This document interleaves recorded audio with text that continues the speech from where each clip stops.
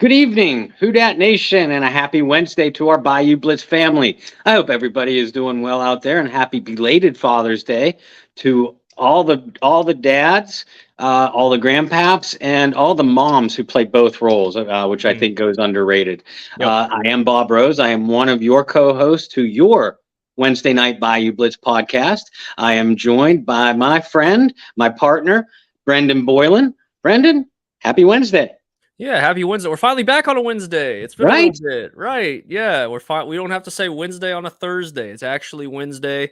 That's exciting. I'll take the hood off. I had to let the dog out. It was rain. It's been raining here like crazy. But everything's good. It's good to have a Wednesday. It's a lot more well lit in my office.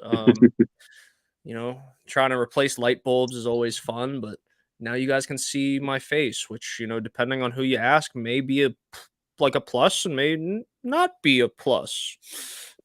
Well, and we also have an answer to the riddle. How many Bayou Blitz hosts does it take to change a light bulb? Just one. Just one. I guess. I changed a lot of light bulbs, man. The worst ones about these is they're what was the name of these lights? Anyway, you didn't just have to unscrew the light bulb, you had to unscrew the thing that it's in and then rip it out, put it back, and screw almost like the structure back together. And it took way too long. And there's 6 lights in here. So it took forever. And all the lights died. So it was literally just sitting in the dark or changing light bulbs. So enough about me though. New Orleans Saints, let's be honest. This is a super quiet time of the year. You're past mini camp. You're not quite at training camp. The draft is passed. The multiple waves of free agency for the most part are over. Saints still have money. We've talked about that. Mm-hmm. And I'm sure there will be more moves to come. But for the most part, it's a little bit of a lull right now. And let's be honest, it's a lull for just about every sport outside of baseball. Mm-hmm. And then basketball tomorrow, as you guys can see. I'm breaking rules today. I know the Hornets aren't in Louisiana anymore. They're in Charlotte, and they belong in Charlotte, but the draft's tomorrow. So outside of that, there's not a whole lot going on.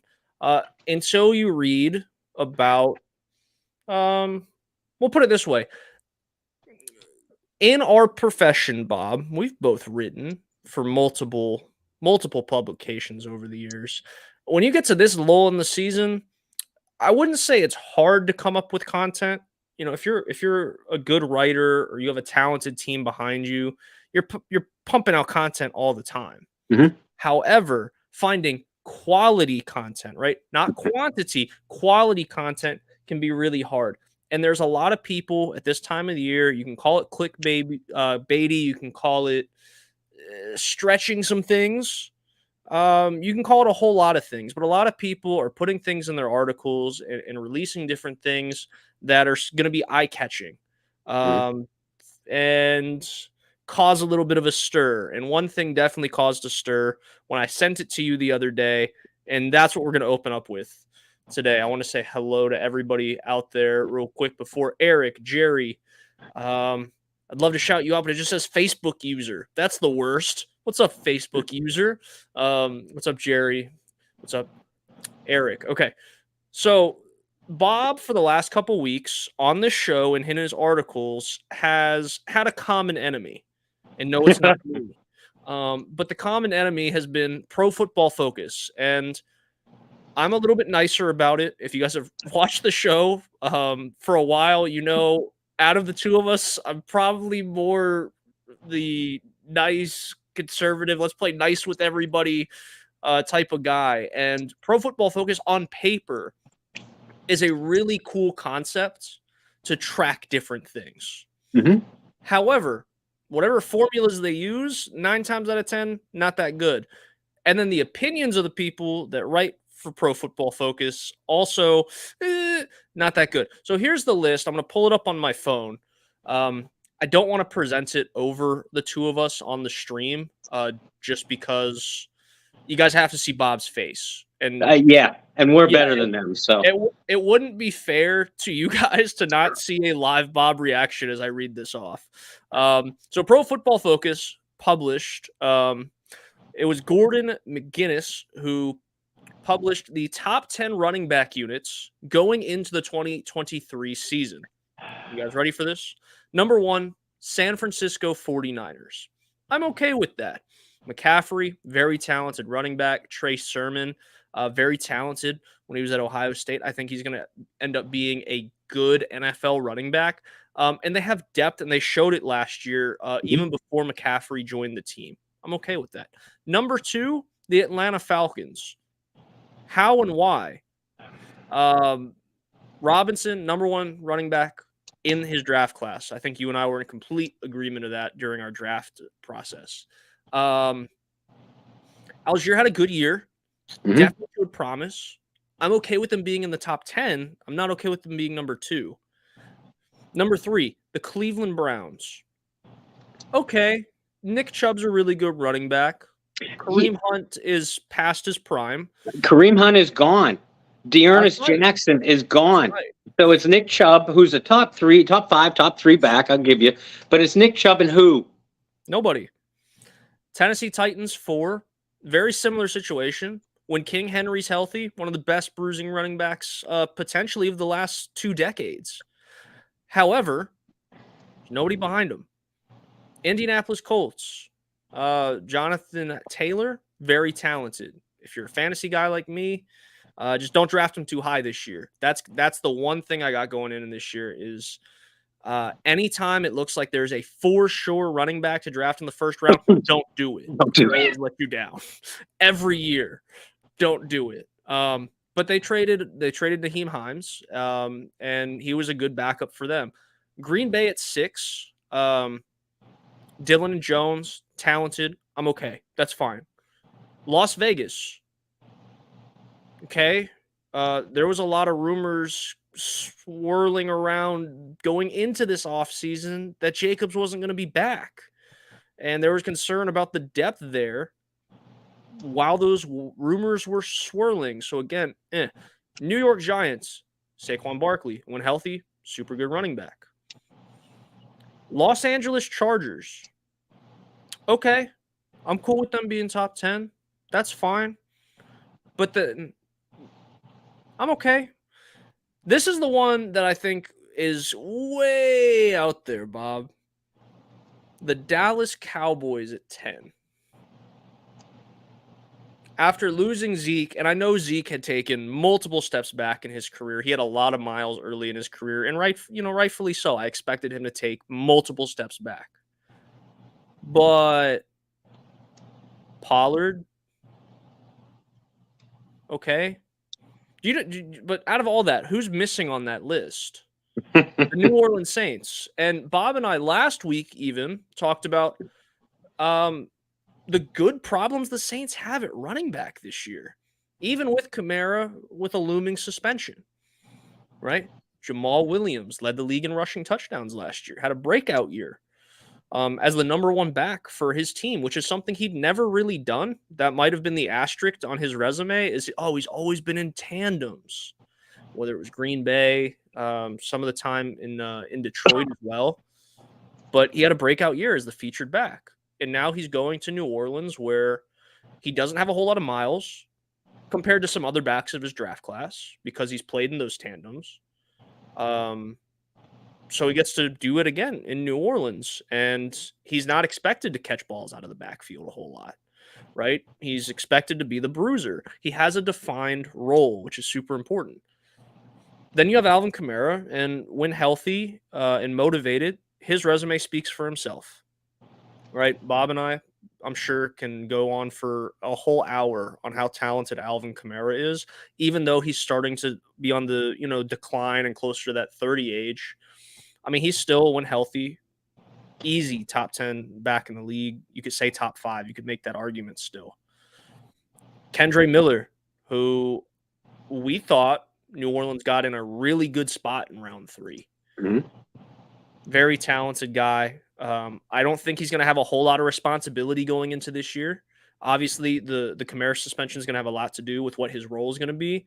But because Williams and Kamara are ahead of him, he gets to kind of grow and figure out his footing in the NFL, which is going to only benefit him. And then 4th, if there are injury or multiple injuries is my guy, Benjamin, who had a 4 or 5 game stretch as a starter last year in Arizona and produced pretty good numbers out of the backfield as a running back, out of the backfield catching the football. So I just named 3 guys last year that started at least 4 games at running back. One of them led the league in rushing touchdowns. The other, while having a down year, was still the Saints' number 1 rushing option. A day 2 pick. And then Benjamin, like I said, started 4 games last year and had a handful of touchdowns. I mean, I think he had 5 or 6 touchdowns last year. How are they not top 10?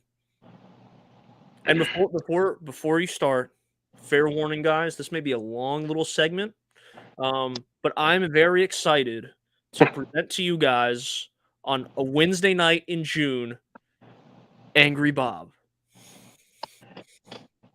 And good evening again, everybody. You can officially, I am on behalf of the Bayou Blitz Podcast, and on behalf, I'm going rogue with this one, but on behalf of the Saints News Network, I am officially declaring war on the network known as Pro Football Focus, PFF, with a trash can beside of it. And my God, I don't even know where to be. It's not just here either. It's all off season, and like Brendan said, I've been taking not so subtle shots, at PFF, when I publish editorials based off of their fanboy rankings. That's why we could call it. If you're a history buff, we could call it like the Korean conflict or the Vietnam conflict, before now, or a Cold War. But tonight, I am officially declaring war on PFF. The answer, Brendan, is why the Saints aren't ranked number 10, because these are a bunch of fanboys. This is the same network who had the Saints wide receiving core ranked at 21st, who had Michael Thomas and Chris Olave ranked behind receivers such as Drake London, Brandon Cooks, who had Alvin Kamara ranked 13th in their individual running back rankings, behind, among others, Tony Pollard and 2 rookies who were banged up or 2 second-year players who were banged up most of their rookie year. They had Eric McCoy ranked at 15th at center, behind several players who hadn't played center in years. Two players have been NFL journeymen. They had Cam Jordan ranked at 31st on their edge rusher rankings, behind a bunch of washed up and or one-dimensional players. They had Derek Carr ranked at 14th in their quarterback rankings, behind Kirk Cousins. They had Demario Davis ranked 18th in their players, in their 30 players, top 30 players age 30 or over. 18th for Demario. Okay. Other than the fact he was ranked behind Kirk Cousins. They didn't have Cam or Taysom ranked at all, or Derek Carr ranked at all. The only thing that PFF has gotten right this offseason, remotely correct, is their evaluation of the Saints linebackers. They have the Saints linebacking core ranked 4th, something that I'm going to be publishing an editorial on tomorrow morning through the Saints News Network. And they have Demario Davis ranked 3rd among all NFL linebackers. That's the only thing they've gotten remotely right, unless you like where they had Lattimore ranked at 7th among cornerbacks, which is, I think he's top 5, but okay, he's at least top 10. Circling back to running backs, I mean, my God. Yeah, Brendan, I agree with you. I would put the 49ers ranked at number 1 at overall backfield talent.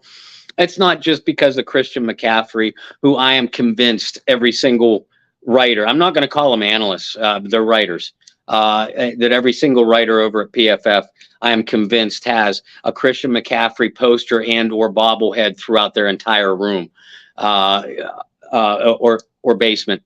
And I'll drop the mic there. Falcons have a good backfield. I like the Falcons backfield. Algier, a steal as a rookie, Cordero Patterson, all-purpose threat. But Bijan Robinson, who I think is going to be a Pro Bowl caliber running back, unproven, and you have him vaulted all the way at number 2 for that. Hold your horses. The Browns, Nick Chubb, top 5, if not top 3 back, but nobody else. PFF, yet another instance of maybe do a little bit of research before you publish your fanboy pieces. Just a little bit. Pretend you know what you're doing. The Titans, Derrick Henry, great back, but seems to be on the downslide side of his career, backed up by Tajay Spears. We all know Tajay Spears. We're all fans of Tajay Spears. I think he's going to be a good back, but again, unproven and a day 2 pick, just like Kendre Miller. They want to vault the Titans into their top 5 based off of an unproven day 2 rookie, but leave the Saints completely out of their evaluations because of a day 2 rookie. A little bit of consistency would be nice, tiny bit. The Colts, Jonathan Taylor, had a bad injury-plagued season last year. Nobody else.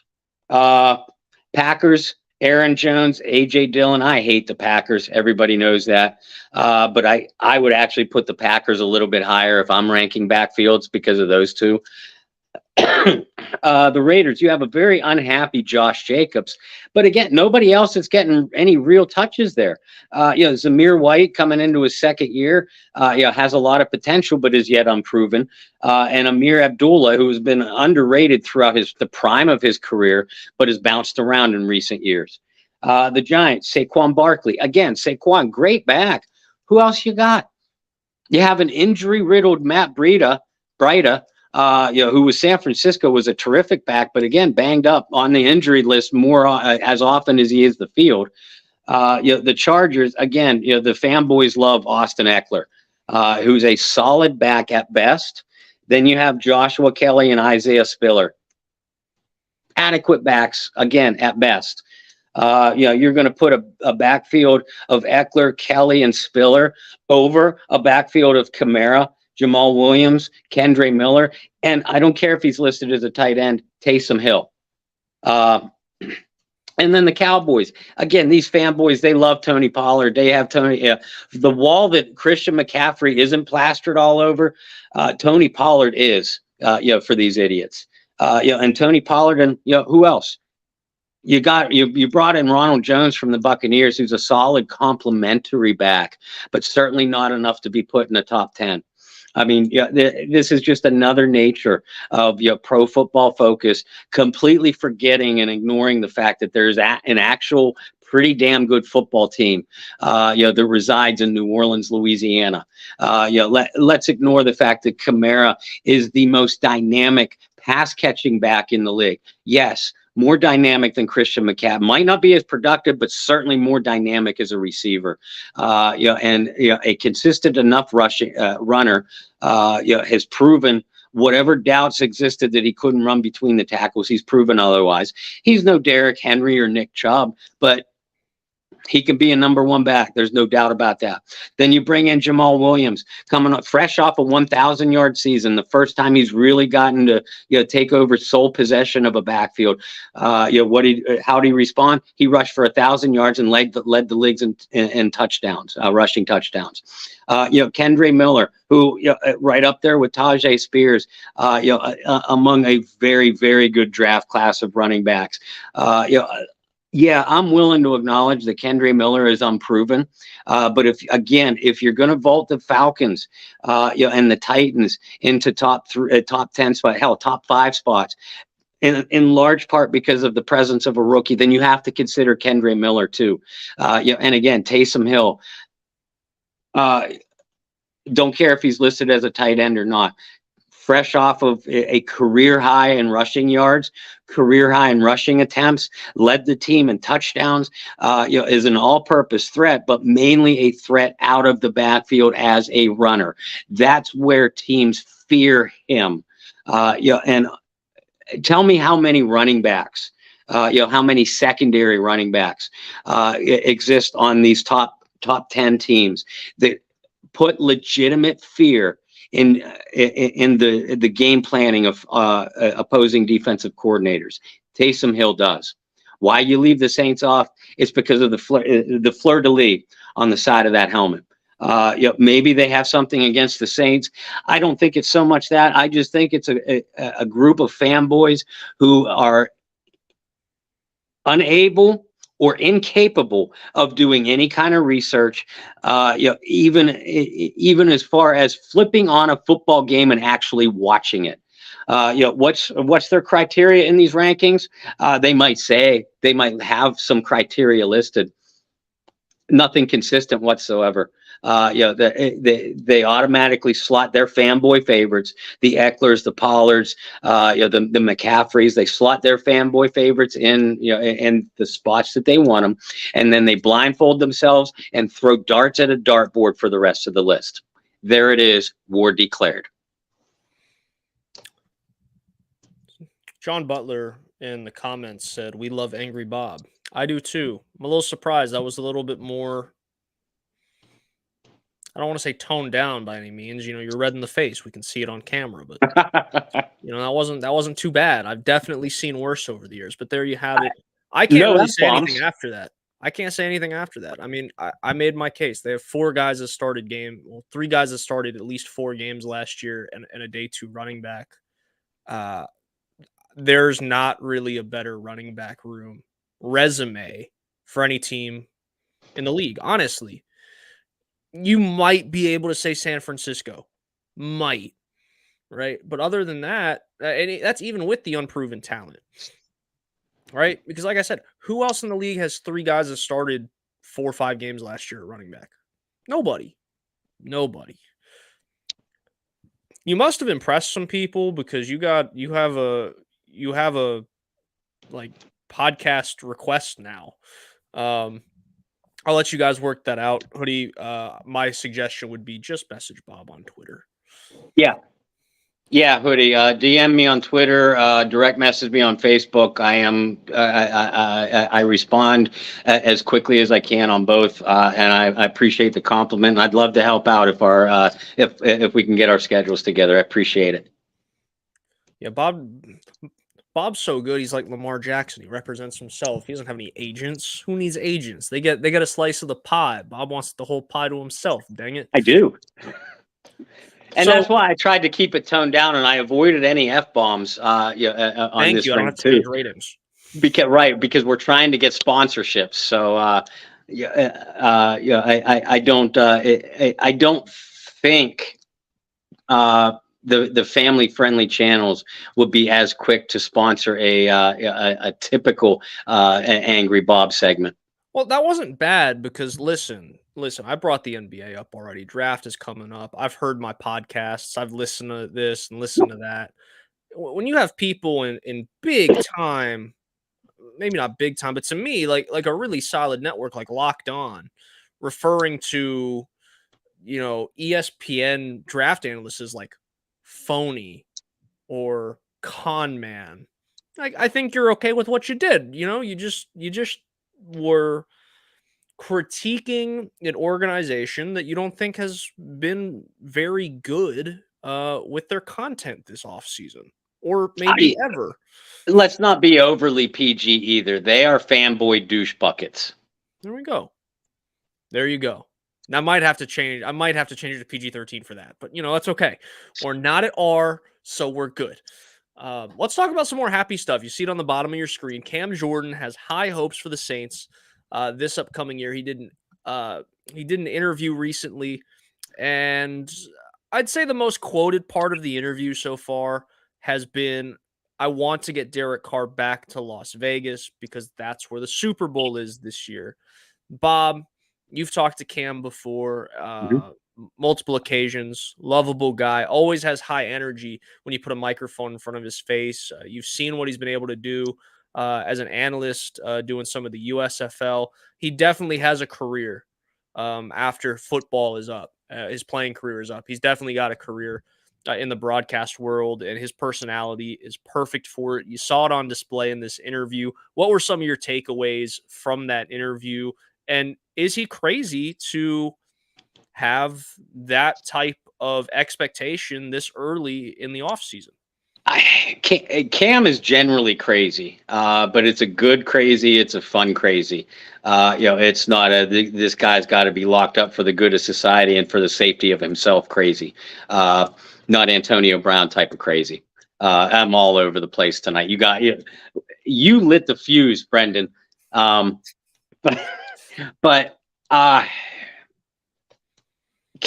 there's so many takeaways that you could take from every single time Cam Jordan speaks. And it always makes me laugh whenever any player is asked, how do you think your team is going to do this season? Which is basically the way this interview, kind of kicked off with Cam. Nobody's ever going to say, no player, coach is ever going to say, we hope to win half of our games, or anything like that. They don't do what we do. They don't sit there and look at the schedule and say, you know what, I think we can go 12-5 this season, or I think we got 10-7. They don't sit there and go down every single game and say, we're going to lose that one. That one's probably going to be a win. And Cam kind of said that himself. He says our goal, our intent is to go 21-0, 22-0, whatever it takes to win the Super Bowl. Your intent as a competitor is to win every single game. Now, in a moment of honesty, and coaches do this more than players, I think, and I've been on both sides. In a moment of honesty behind closed doors, you do sit there and say, you know what, this week's going to be tough. This matchup is going to be tough. But that's a moment of honesty. You're never going to say, I can't see us winning this one, guys. So obviously Cam is going to say all those kind of things. Realistically, does he or anybody in that room expect to go 21-22-0? No. That's the goal, of course. As a competitor, you're out to win every single one. But I think everybody in that Saints organization, locker room, all the way up through the front office, I believe that they think they have a legitimate championship contender. I don't think we would have seen some of the moves we saw from them. You don't bring in a 32-year-old quarterback and Derek Carr if you don't think that you have the pieces or are adding the pieces to make a run for a championship. You don't do it. That's a position that you start all over at, usually via the draft. You don't shell out the money you did for Jamal Williams, for those deep free agent defensive tackles. You don't do what it took to rework the deals of Cam, DeMario, the other high-priced veterans that you have on your team if you weren't prepared to make one more run at it. So, Cam is obviously going to say that he believes that the pieces are in place for a championship run. And it would be poetic justice, to bring former Vegas quarterback Derek Carr back to Vegas for a Super Bowl, for a Super Bowl championship. The bigger question is, how many players truly buy in to the system that it's going to take to get them there? And I mean, we obviously won't know the answer to that question until we get into the season, and more accurately, once this team faces a little bit of adversity in the 2023 season. But me personally, I agree with what Cam said. I can't see them going necessarily undefeated, but I can see them being in a fight for the NFC's #1 seed, and being among the top echelon of football teams, of championship contenders all season long. That's how good I think this team is. And let's note that along with what you just said, their schedule is not brutal. If you look at win percentages from a year ago, Lots of winnable games. Again, you just said it. I mean, players don't do all that stuff we do. Looking at the schedule, there's a lot of winnable games for the New Orleans Saints. Some that you should check off immediately and be like, yeah, they should get that one. They should get that one. They should get that one. I don't think it's crazy.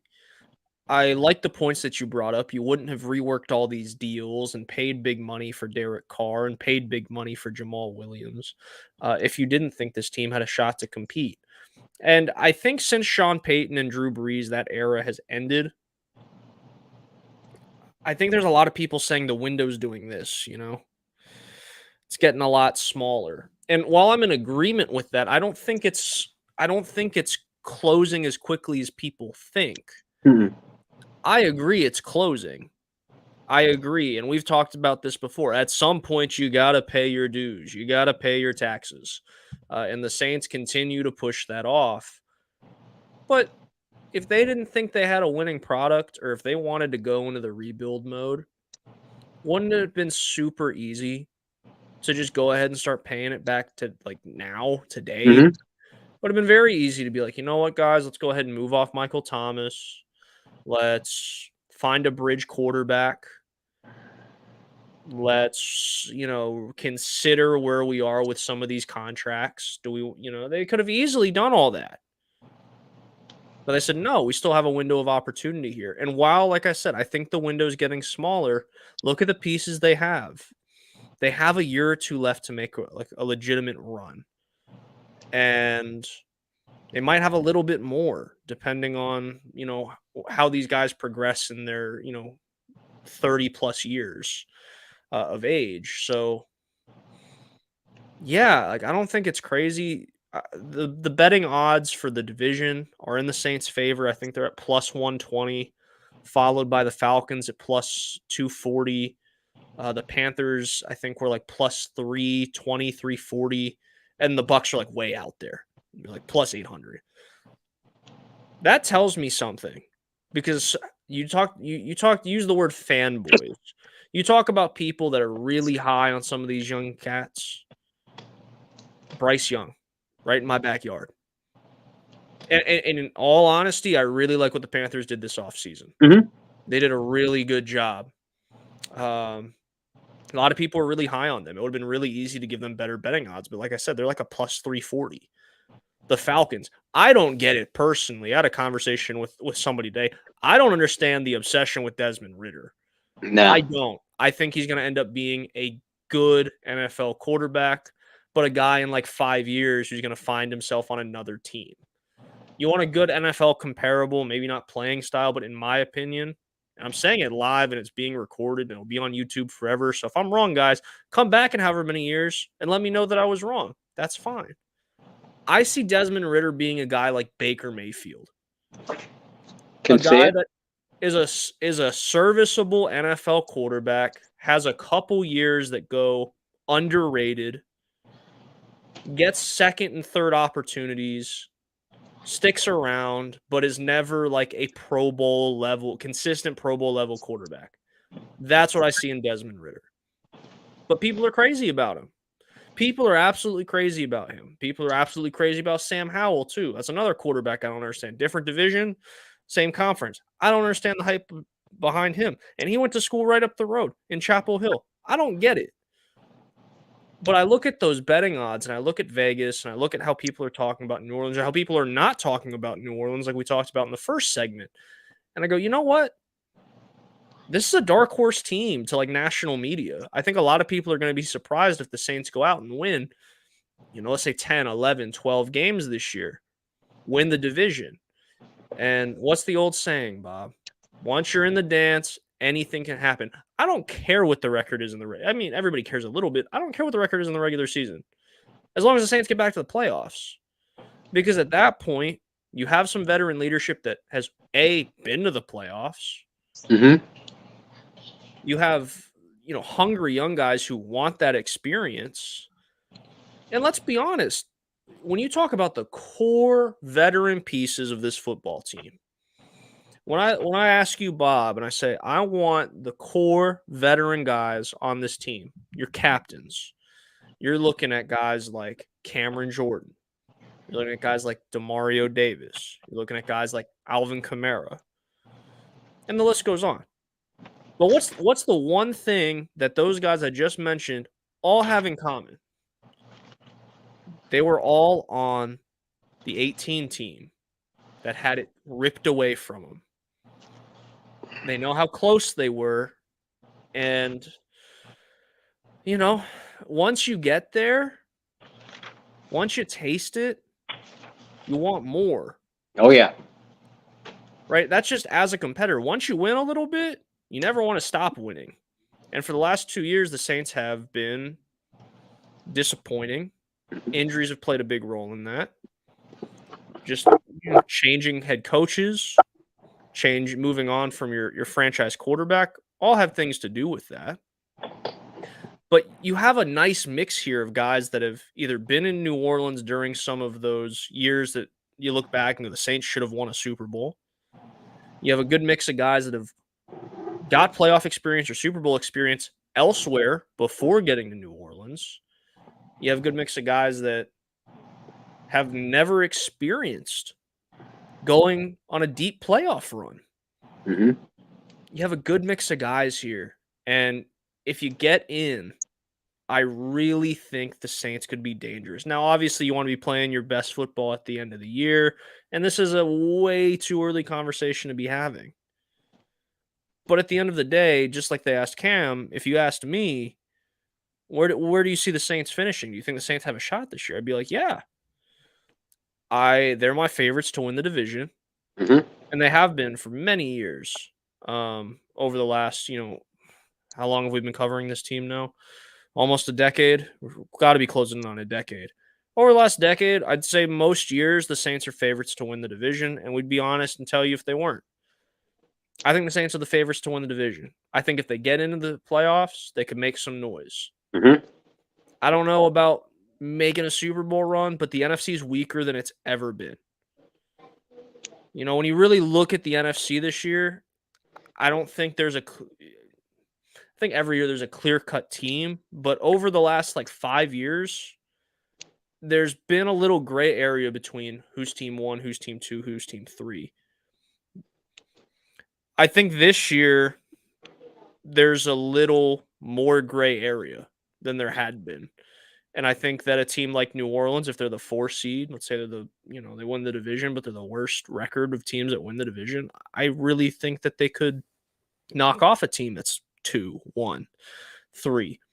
Again, way too early to be having conversations like that, but I'm with Cam. I really do think they could make a run.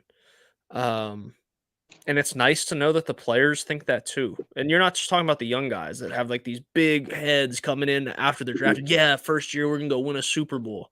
You're talking about a guy who understands how hard it is to get there and saying no, we have the guys here. We have the coaching staff here. We have everything we need to do it. It's almost like Cam saying exactly what we've been saying for the last couple months. At this point, there's no excuses. No, there's not. And Brendan, you mentioned core a couple of times, I had mentioned in our first segment about a piece that I did, for surrounding the Saints core of players that are over 30 years old. And they have 10 players over 30.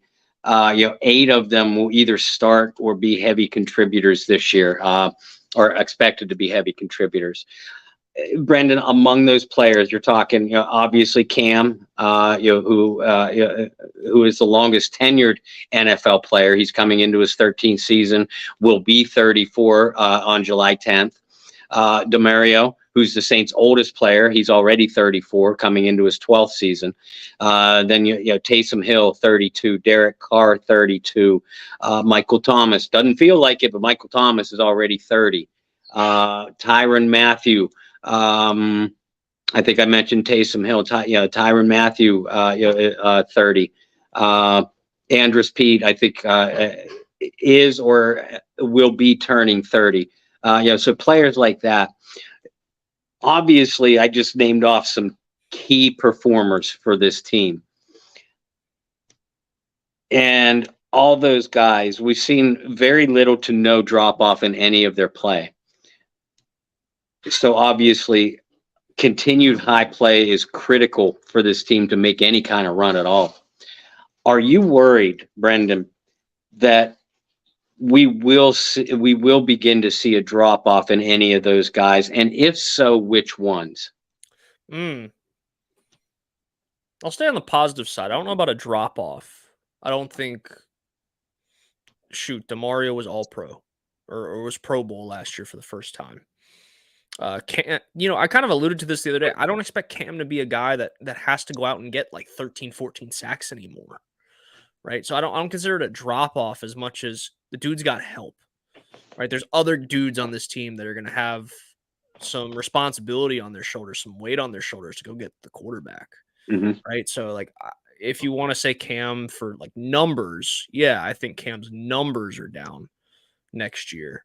But I don't think it has anything to do with performance. I think it has more to do with the fact, and we talked about it the other day, I think it'll be a case where he's responsible for like 13 sacks, 14 sacks, but he only gets like 8 or 9 because he's the guy that made the quarterback rush the other way or try to scramble out of the pocket and somebody else gets him. But Cam's the reason that all that happened. I look at a guy like Tyrann Mathieu, got a lot of hate at the beginning of the year last year, but really came on in the back half. Yeah, and honestly, rightfully so. Like, I think you said it more than anybody, and you were completely right.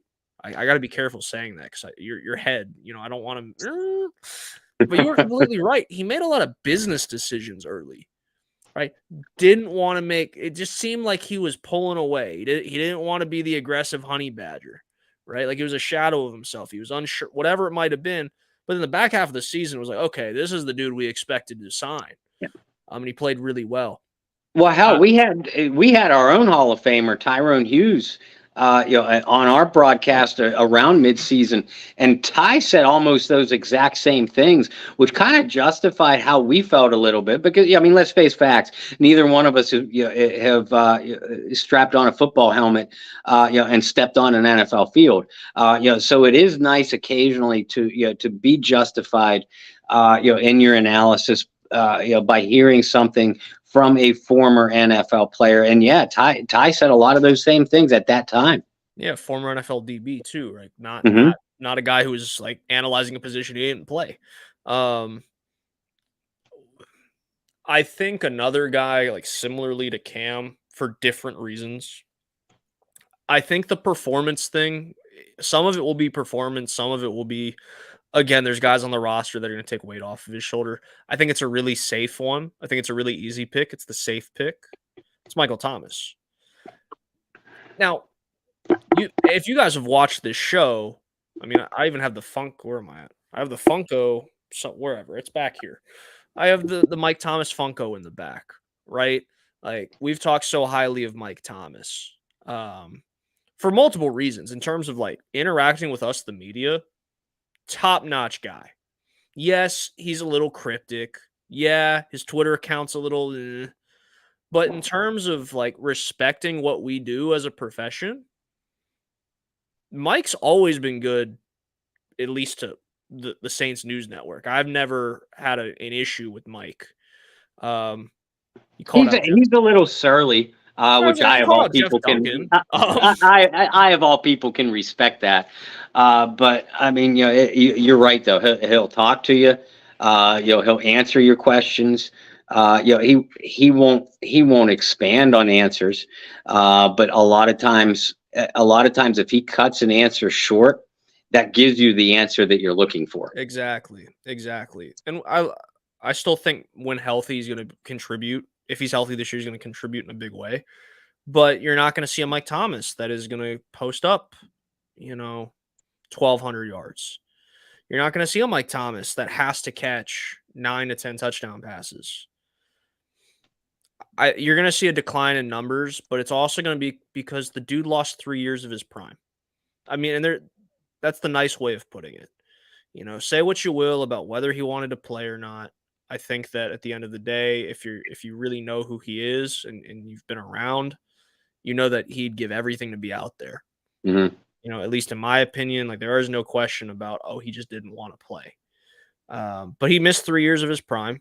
The numbers are going to go down, and he's got a sidekick, right? He's got a really good one too in Olave, who I know is out with injury right now, and they're Not taking according to PFF, but whatever. right, of course, right, of course. And same with the Saints backfield, like they're just not talented at all, like not even the top third of the league. But nonetheless, I think Mike's the easy pick there. I think defensively, the Saints are gonna.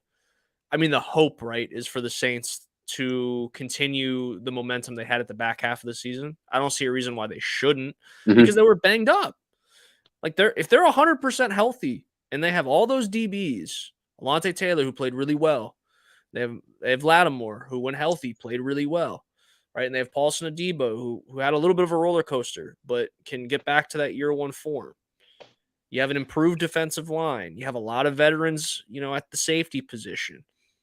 Linebacker's still a big question outside of your starters, but like the defense should be fine. Offensively, you and I both know the first couple weeks it's going to be like I don't remember who said this over the years. I'm drawing a blank, but it's just an extended version of the preseason. Those first couple weeks, and you're definitely going to experience that with the offense. New quarterback, same system, new quarterback. Adjusting to Derek Carr, adjusting to Mike Thomas coming back, adjusting to Jamal Williams. There's a lot of moving parts. So I'm going to go into this question just after answering your question from Pride. What is the ceiling and floor for this team? The ceiling, in the great words of Michael Jordan, the ceiling is the roof.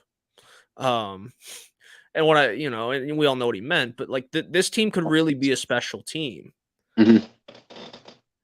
I think the floor for this team is like 8 and 9, right? Like I think that's the floor. Like I do think this is a team that at worst will be around 500.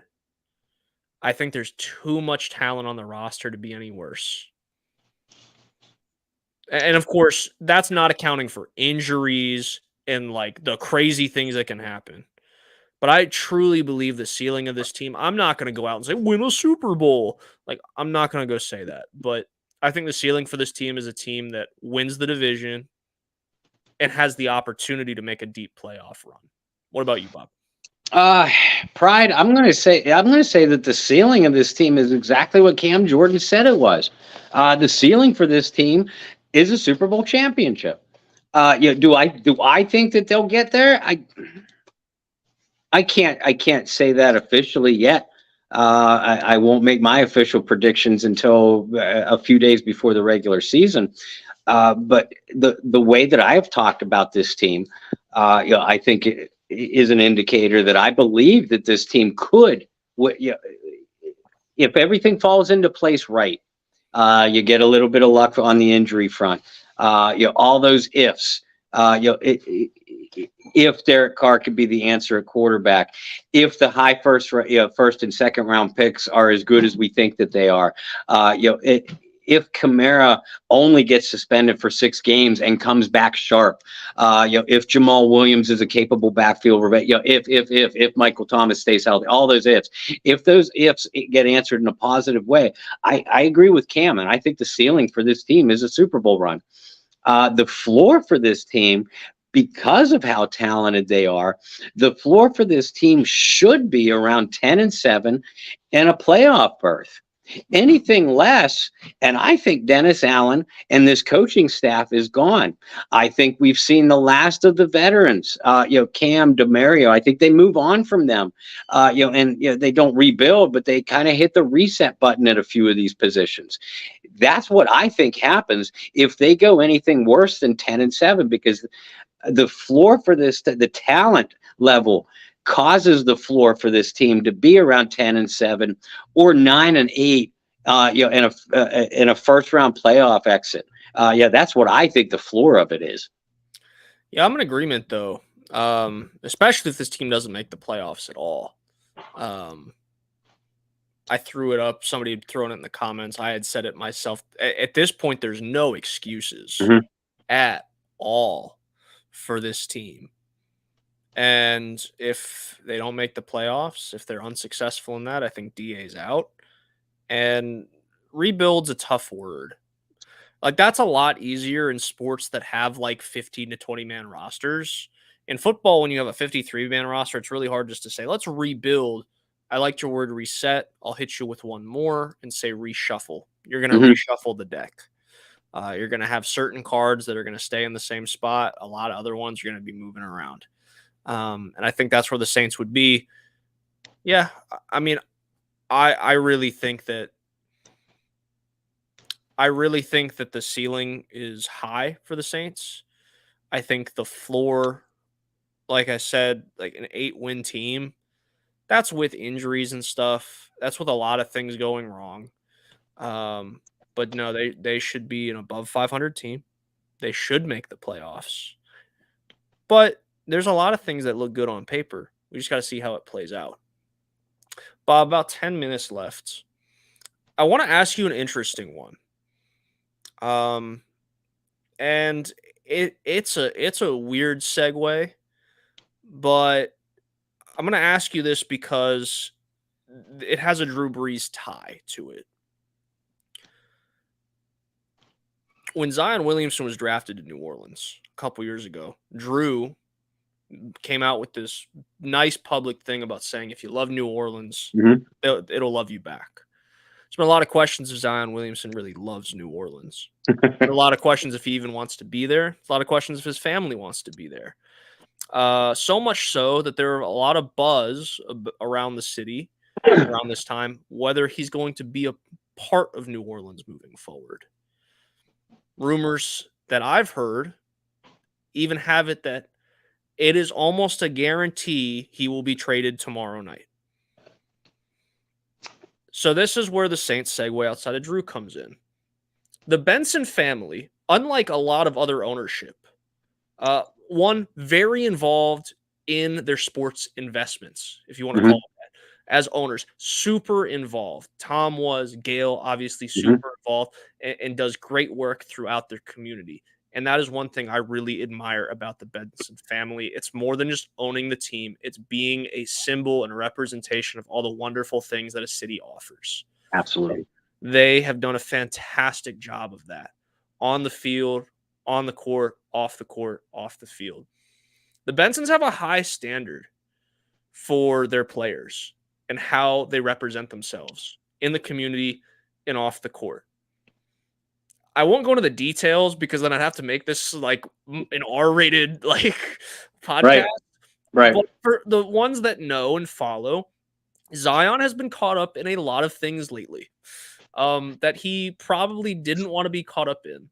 So the question that I have for you is this: when it comes to the Benson family, when you have a guy of that type of talent, a guy that is supposed to be a franchise setter, a franchise changer for a team, if you were ownership, would you look at a situation like this similarly to the eyes of Gail Benson saying, I gave you an opportunity, you're a super talented player, but these are the decisions you've made.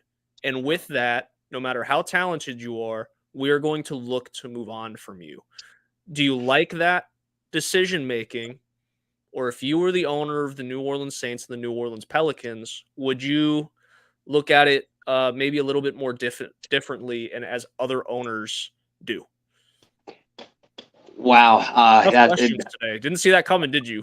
No, but as soon as you brought up Zion Williamson, I knew something was coming. And this kid is such a talent on the court. But if I'm the owner, and judging from what I've seen of the Benson family, you're not going to shop a player just because he's hurt. As far as on the court, on the field comparisons, Zion Williamson, the last couple of years, the basketball version of Michael Thomas, just hasn't been able to stay on there. But when he has, I mean, he's flashed all world potential. However, like you said, the Benson family, even if they don't speak it into existence, it's very clear that they have a standard for the players and the coaches that they bring into their organizations. And Zion Williamson has been caught up in a little bit of Mills controversy. I think we can get away with that. Yeah, I think we can. I'm trying to come up with a way that I can twist it or spin it, into something funny, but I'm failing so far. That's okay. But anyway, you can't just part with a talent like that for pennies on a dollar. So if I'm the ownership, I do shop them, and I try to keep it as secretive as possible, because I don't want the what to hit the fan. But I also want to get talent back because, like you said, these are investments. You hate to think of players as objects, but financially speaking, they really are. And you don't want to absolutely give away an investment. So yeah, do I force Zion Williamson out of town? No. Am I willing to move Zion Williamson if the price is right? And by price, I mean legitimate talent or pieces or draft picks to get talent back into my franchise. I'd certainly consider it very, very strongly, based off of the court stuff. It has nothing to do with the injuries. It just the extra baggage, the Zion Williamson and his lifestyle has created would make me a lot more willing to move him than say the Michael Thomas situation, where it was just a little bit of unfounded rumors about discord with the coaching staff and things like that. With Zion Williamson, it's a whole different animal now. Yeah. Obviously, the rumors that he didn't want to be in New Orleans, his family didn't want him there in the first place. That started way back in the draft process. Yeah.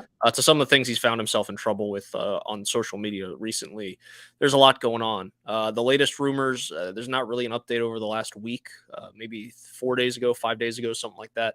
The rumors that they were looking to move up in the draft, looking and targeting picks 2 and 3, Charlotte and Portland. Looking for Scoot Henderson, the young point guard. The rumor is that if Charlotte were to entertain the offer, they would want Brandon Ingram over Zion. That doesn't really help the situation. While Portland is just looking to add talent for a win-now situation, that may be more the route to go if Scoot Henderson were to fall in the draft. I just wanted your opinion because overall, looking at the Saints over the years, Saints and Pelicans and Hornets, there has been absolutely zero tolerance for off the court and off the field issues. And they've been lucky. They've been extremely lucky. Mm-hmm. Having a guy like Drew in your locker room and being the face of your franchise for as long, Drew was never in a scandal. You could throw the one Yahoo finance thing if you wanted to say a scandal, but that was brushed over and forgotten about fairly quickly. But like I said, the Bensons have just done a great job running their respected franchises. Say what you will about the Pelicans not winning. And the Saints probably should have won a lot more than they have. But they're not, there is not ownership that cares about the city as much as they do their teams winning, like the Benson family. Right. And the way they win it, they try to win too. I'm going to bring up four quick situations in regards to the New Orleans Saints, and scandal / controversy. The Darren Sharper situation. Mm-hmm. Now, that situation didn't truly come of light until after he was already retired, but unfortunately happened while he was with the New Orleans Saints, really throughout his whole NFL career, but he ended his career with the New Orleans Saints. The Saints' response to it, they basically wiped Darren Sharper off the face of all franchise recognition whatsoever. Jimmy Graham, Jimmy Graham, after a contentious contract negotiation, he continued to sort of run his mouth, and about not being happy with his contractual status, how he was getting paid. For those that don't remember, in a nutshell, he wanted paid as a receiver. He instead got paid as a top-tier tight end. Professed his unhappiness about it, continued to do so. The response: they traded him.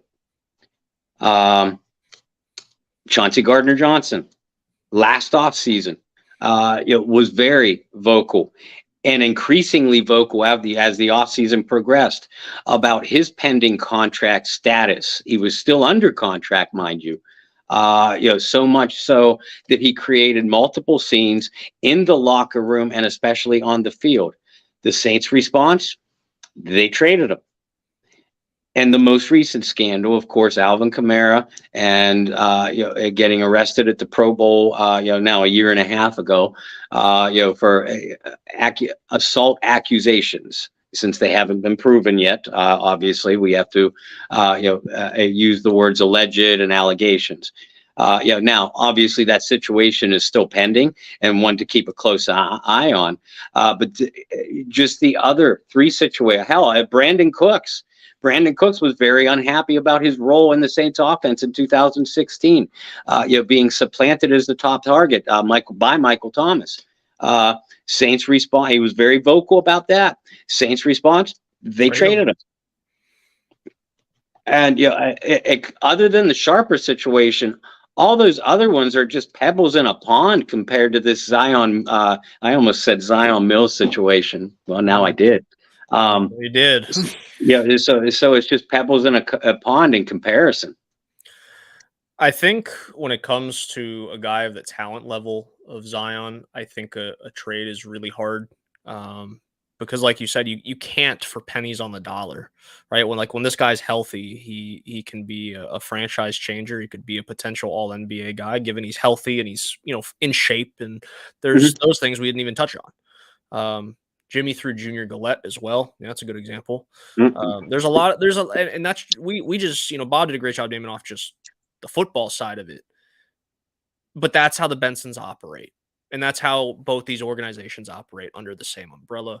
So thanks for your insight, Bob. I was just curious. At the end of the day, curiosity killed the cat. Well, that'll give me my first daughter drop. Does Zion, and it's non-Saints related, does Zion Williamson get traded? No, I don't think so. I don't think there's going to be a good enough offer to warrant it. And then the other thing, too, that you have to remember is, like, the Pelicans were not supposed to get that pick in 19, right? They jumped up the lottery to get that pick, and it was supposed to save the Pelicans. It's really hard to plaster this guy's face on things all these years, not really get to see him play a whole lot because of injury, and then justify to your fan base, hey, we traded him and here's why. Right. It's hard to do that, especially in a league where a lot of crazy things happen. Memphis isn't trading John Morant because of everything that's happened, right? Like, that's the best comparison I can give you right now. Yeah, Ja's in trouble. Ja got suspended. There's a lot of things going on in Memphis, but Memphis isn't going to just go to make a trade and then go to the fan base. Oh, we traded him because of this. And also, Zion signed a huge extension not that long ago. A lot of incentive based, and you have to play games and be healthy and whatnot, which also helps the Pelicans. It's not like they have a ton of money. It is a lot of money, but they're not giving this guy a super max guaranteed contract and then he doesn't play. So I think it would be very difficult to trade him.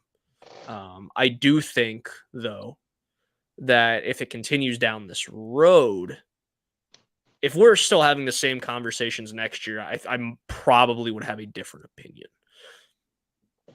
John Butler hit us with a good daughter drop, and I think it's a good way to end the show, because then we don't have to ask each other questions. Awesome. No pressure. Thanks, John. We'll just answer the questions for you. So I'll let you go first. The question from John, I'm throwing it on the screen right now.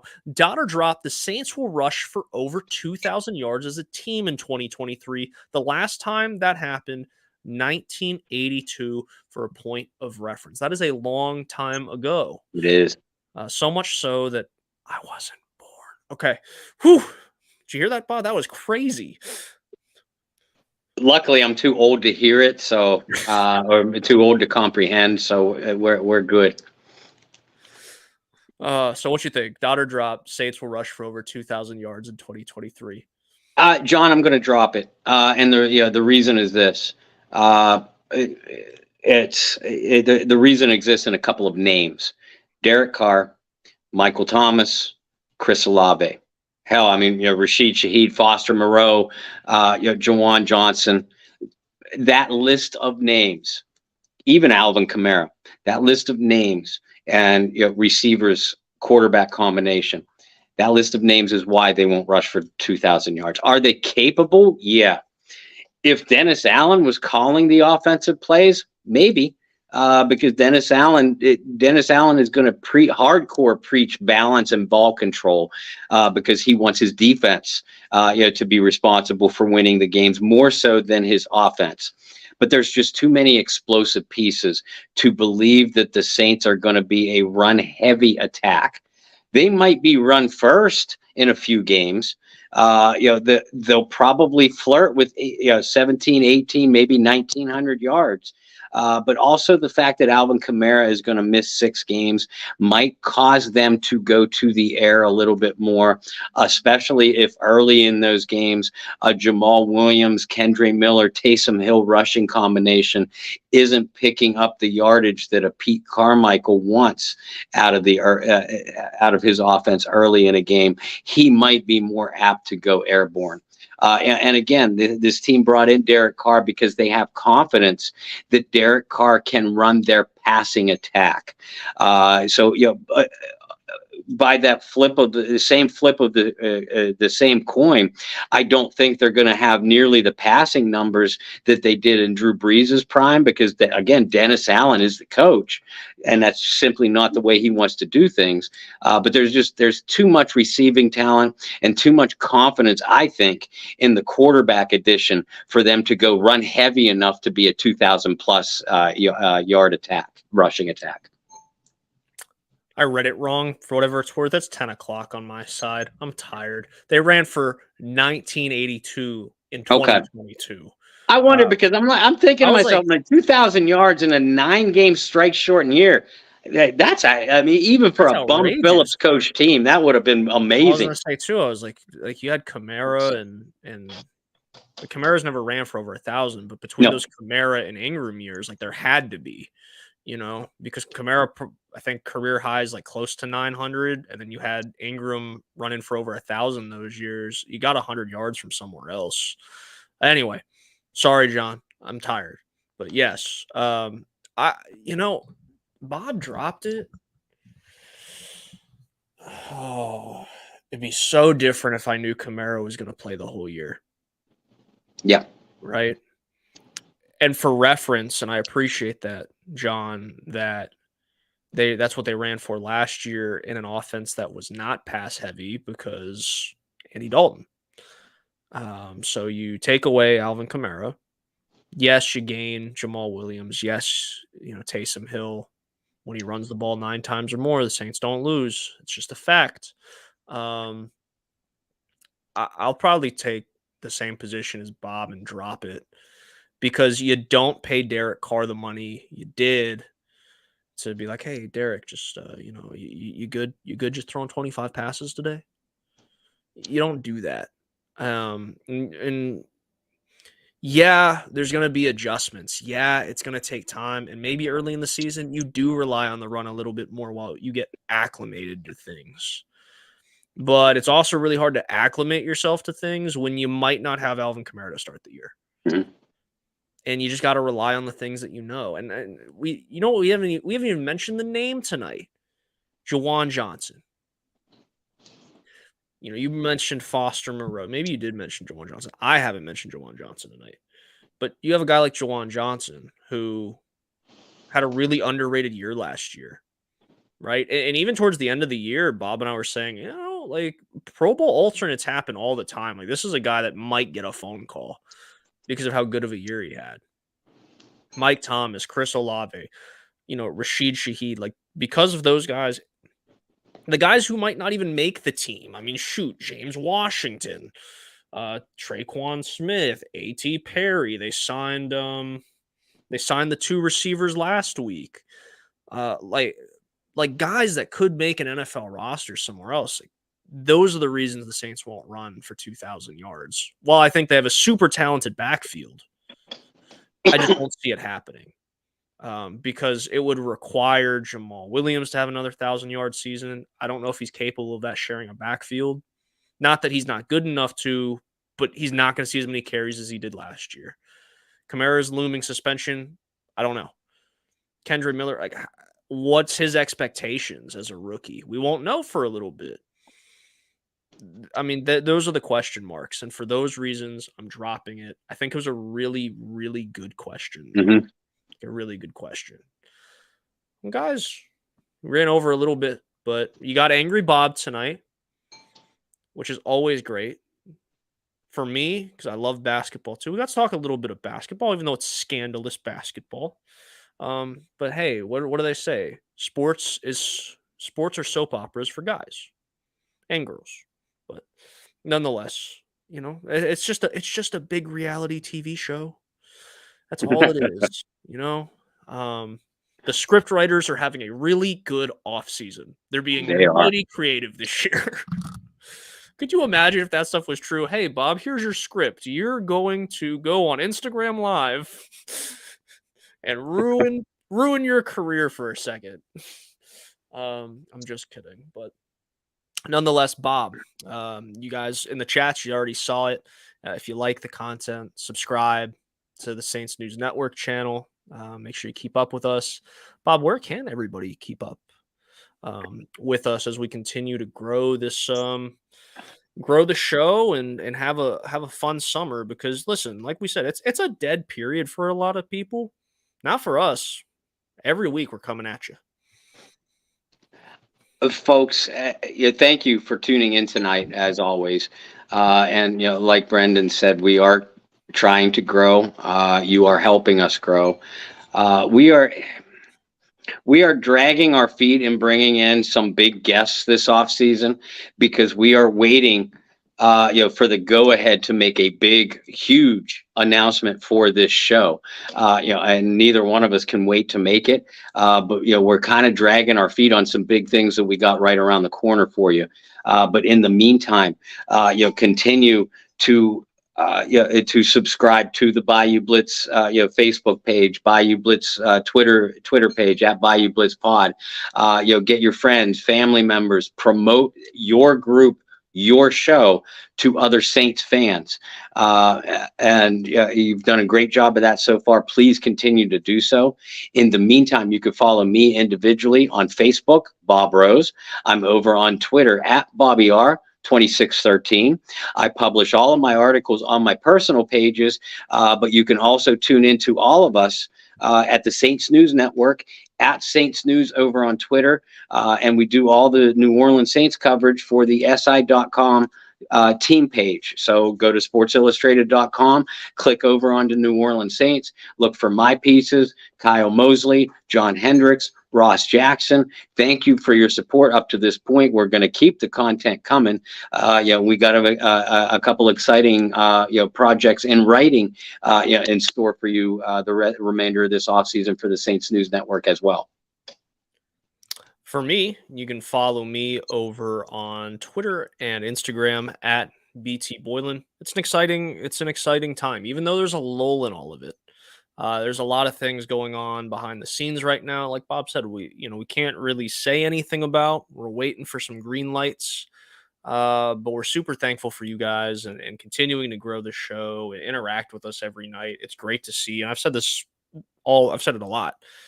Coming into the comments section and being able to interact with you guys every week is really cool because it is like catching up with a group of friends every Wednesday night. You're seeing the same people. Obviously, we love seeing new faces and being able to interact with you guys. But some of the OGs of the show, it's been a lot of fun. Bob, we are celebrating next week 50 episodes together. Wow! How about that? We're closing in on a year of doing this together. That's pretty darn cool. The big 5-0. Yeah. Who knew I'd make it? Well, are you talking about age? Or are you talking about shows? Yes. Both. Oh man, guys! Like Bob said, you can follow New Orleans Saints work over on Sports Illustrated, the Saints News Network. Bob, John, Kyle, Ross, all doing great work over there throughout the off season. Bob will continue his war on Pro Football Focus over there. So if you want to join the fight, what is it? Like the Uncle Sam, you need the Uncle Sam ad, like, yeah. If you want to continue the fight and support Bob's do we call it obsessive dislike or No, it's not. I officially declared war on air. This is war. Okay, so now we have war. So go support Bob's causes by going to si.com/NFL/Saints and reading articles. That's how you can help the war efforts, I guess. Yes. But guys, we appreciate you guys hanging out with us. We will have some polls coming up for the week. I didn't do it last week. I'll do it tomorrow morning as we try to figure out, do you guys want us to stay on Wednesday? Do you want us to move to Thursday? The last 2 weeks we've been on Thursday nights, tonight on Wednesday night. Just looking at the live numbers from YouTube, it looked like we had more of you tonight. And while that is one piece of the puzzle, getting your guys' opinion, and Bob and I have said this throughout the process, it's your guys' show. We need to know your guys' opinions on what you want us to do. We're going to be flexible. We're going to make it work. And we're going to continue to bring you the very best in New Orleans Saints content. Last little shout out. If you're a Pels fan, you don't already, go to Pelican Scoop. They're going to have the best in draft coverage for the New Orleans Pelicans tomorrow night. I know some of you guys are bummed because it's like the very back end of the lottery. But with everything we talked about in that segment with Zion, you never know.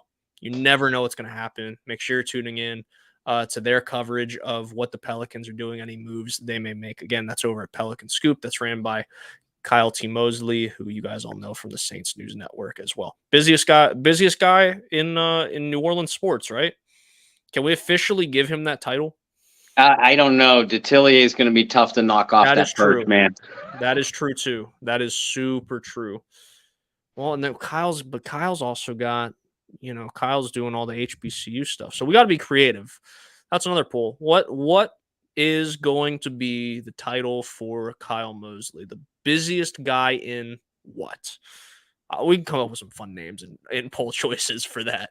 But nonetheless, guys, thanks for hanging out with us this Wednesday evening. We'll see you next week for another episode of the Bayou Blitz Podcast. Until then, find some peace, spread love, practice positivity. See you then.